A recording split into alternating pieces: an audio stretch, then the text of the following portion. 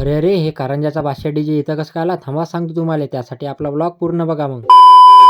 तर पोट्टे हो, आई बाबा आणि मी चाललो होतो लग्नासाठी. या महिन्यात एवढे लग्न आहे की तुम्हाला सांगायचंच का. मले लग्नाला जायचं होतं लोहाराले. वाईतून शॉर्टकट मारला ना आलो मग लोहाराले. मले लोहाराचा रस्ता पण माहित नव्हता. बाबांनी सांगलं मग मी पहिल्यांदाच लोहाराले चाललो होतो. आलो मग लग्न घरी. तिथं पोहोचलो कीच पहिले मी वाढणं केले, कारण की मला भूकच नव्हती. भूक जर असती तर मी पहिल्याच पंक्तीत बसलो असतो. मग एक दोन पंगत मी वाढणं केले. मग मले पण लागली होती भूक. मग मी पण बसलो होतो जेवायला. आणि माय जेवण करून झाले की मागावचे पोट्टे आले. त्यांना पण वाढायचं काम पडलं. मग त्यांना म्हटलं कुठपर्यंत दुसऱ्याच्या लग्नात खाता, तुमचं पण उरकून टाका म्हटलं लवकर. मग मी आलो होतो डीजे जवळ आणि तर म्हटलं कारंजाचाच बादशाह डीजे होय. मग कॅबिन मध्ये जाऊन बघितलं तर कृष्णा त्या डीजेवर ऑपरेटर होता. मग अक्षयची भेट घेतली आणि या दाची भेट घेतली. दा म्हणे व्हिडिओ मस्त बनवतो. मग मी कोणाची न वाट बघता मी भिडलो नाचाले, कारण की मला नाचाले लयच आवडते. आणि इकडे विक्याचा तर वेगळाच माहोल होता. हातात स्मोक घेऊन नाचत होता ते. मग नवरदेवाला उचललं खांद्यावर, नवरदेव पण भिडला नाचायला. हे पोट्टे म्हणत होते आम्हाला पण घे व्हिडिओत नाही. मग यांनी घेतलं व्हिडिओत नाही. मी नाचू नाचू एवढं थकलो होतं की मला हे एनर्जी ड्रिंकच प्यायचं काम पडलं. एक सोडून दोन दोन पिल्या. मग मला उचललं होतं अजानं खांद्यावर आणि नाचू नाचू माझ्या पूर्ण घामानच ओलं झालं होतं. आणि नाचता नाचता मायनं कस काय तुटलं हे मला माहितच नाही पडलं. मग सकाळीच उठलो, नाश्ता केला, चहा पिला आणि तयारी केली मग लग्नाला जायसाठी. आणि डीजे नाचताना मा बूट कसा काय फाटला मला पण माहित नाही पडलं. मग तसाच बूट घातला आणि माझी तयारी तर झालेलीच होती. आता मी लग्नाला कुठे चाललो हे तुम्हाला पुढच्या ब्लॉग मध्ये सांगतो. आणि पुढचा ब्लॉग बघण्यासाठी गरीबाले लाईक फॉलो करून टाका मग.